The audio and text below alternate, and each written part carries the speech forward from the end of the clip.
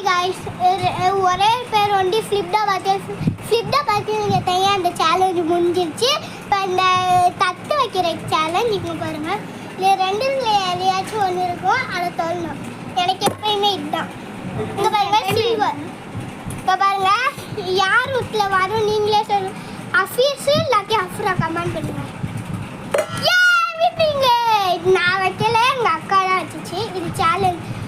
வேறு என்னென்ன சேலஞ்சுன்னு சொல்லி மறக்காமல் லைக்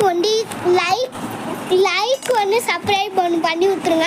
உங்களுக்காக நாங்கள் இன்னும் நிறையா கமெண்ட் பண்ணுங்க, நான் பண்ணுவேன். பண்ணலன்னு சொல்ல.